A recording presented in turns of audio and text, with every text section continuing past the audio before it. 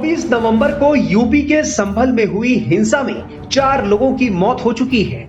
इस मामले में 2 थानों में 7 मुकदमे दर्ज हुए हैं, जिसमें संभल से समाजवादी पार्टी के सांसद जियाउर रहमान बर्क पर भी एफआईआर की गई है। इसके साथ ही स्थानीय एसपी विधायक नवाब इकबाल महमूद के बेटे नवाब सुहेल इकबाल को भी आरोपी बनाया गया है। इन पर दंगाइयों को भड़काने का आरोप लगा है। बवाल के बाद हालात तनावपूर्ण बने हुए हैं। इलाके में भारी पुलिस बल मौजूद है। इस बीच जामा मस्जिद के सदर और एडवोकेट जफर अली ने आरोप लगाया है कि शहर की मौजूदा स्थिति के लिए प्रशासन जिम्मेदार है। उन्होंने दावा किया कि सर्वे के दौरान एसडीएम मस्जिद से वुजू का पानी निकालने पर अड़े थे, जिसके कारण बाहर गलत सूचना फैली, फिर भीड़ जमा हो गई। जफर अली के मुताबिक एसडीएम संभल की हरकत की वजह से लोग आक्रोशित हो गए और मस्जिद के बाहर बड़ी संख्या में जमा हो गए।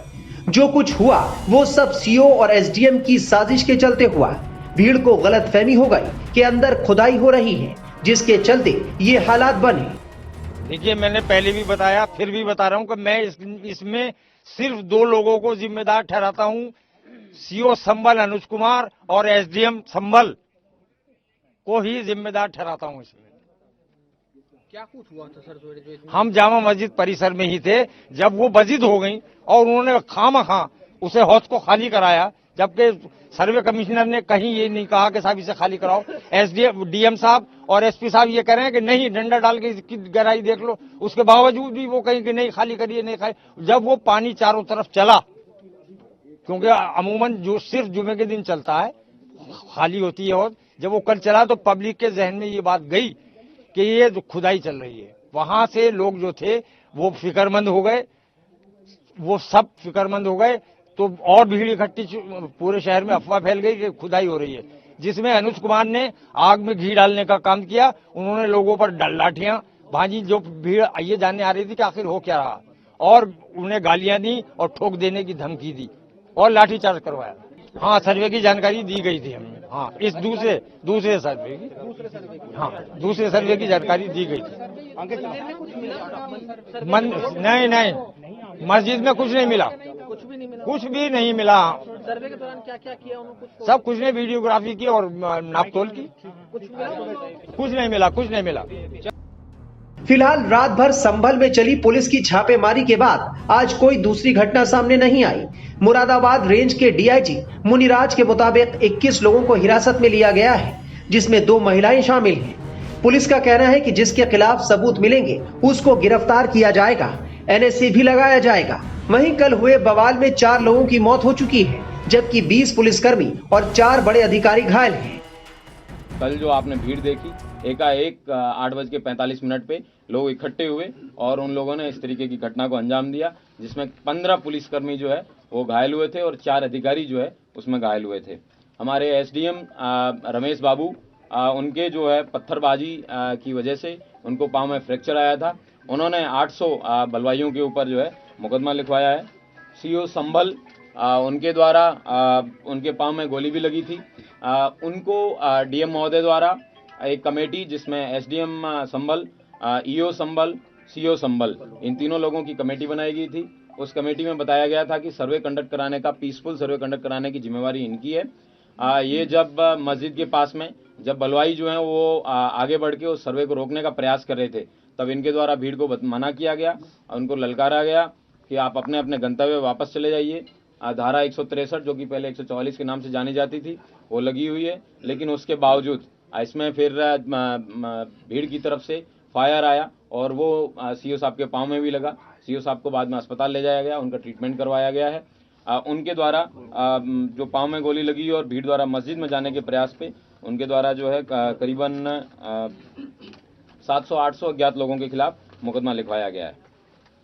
चौकी प्रभारी एकता द्वारा जो पूर्व में जो हमने बताया था वो एक अलग मुकदमा, और एक संजीव कुमार नामक व्यक्ति द्वारा उन्होंने भी मैगजीन और टीएसएम जो टीयर स्मोक ग्रेनेड है उनकी जो लूट का मुकदमा है वो भी लिखवाया गया है। और मेरे पीआरओ, जिनके पाँव में नकासा थाना क्षेत्र में जो मैं और डीएम साहब जब जा रहे थे, हमारे ऊपर जब ईंट से वहाँ पे घर की 2 महिलाओं ने ईंटें दागी और उनके घर के बगल से वहाँ से जब फायर आया, पीआरओ साहब के पाँव में गोली लगी थी। पीआरओ साहब का भी ट्रीटमेंट करवाया गया है। उनके द्वारा 150 लोगों के खिलाफ थाना नकासा में मुकदमा पंजीकृत कराया गया है। वर्तमान में 22 लोग थाना कोतवाली से और थाना नखासा से 3 लोग हैं, वो जेल जा रहे हैं। कुल 25 लोग अभियुक्तों को अभी तक गिरफ्तार किया गया है। ड्रोन के फुटेज की स्टडी कर ली गई है। उनके छोटे छोटे पासपोर्ट साइज फोटोज बनवाए जा रहे हैं और उनको सर्कुलेट किया जाएगा, और जो लोग उनको बताएंगे उनको उचित इनाम भी दिया जाएगा, जो इन लोगों के बारे में सूचना देंगे कि ये दंगाई और बलवाई कौन थे। और सारे सीसीटीवी फुटेज हैं उनको भी कलेक्ट कर लिया गया है, और मैं उम्मीद करता हूं कि इस धरपकड़ में जल्दी जो भी नामजद अभियुक्त हैं और जो भी अन्य अभियुक्त हैं उन सब लोगों को गिरफ्तार किया जाएगा और उनके खिलाफ जो विधिक कार्रवाई है वो सुनिश्चित की जाएगी। बता दें कि रविवार को शाही जामा मस्जिद में सर्वे के लिए पहुंची टीम का भीड़ विरोध कर रही थी। देखते ही देखते उकसाई भीड़ ने पत्थरबाजी और आगजनी शुरू कर दी, जिसके बाद बवाल बढ़ गया। बाइक जलाई गई है और हमें विजुअल दिखाने की कोशिश करेंगे। ये देखिए यहाँ पर सामने आप देख रहे हैं बाइक को जला दिया गया। ये देखिए बाइक को जला दिया गया। अंकित थोड़ा सा मैं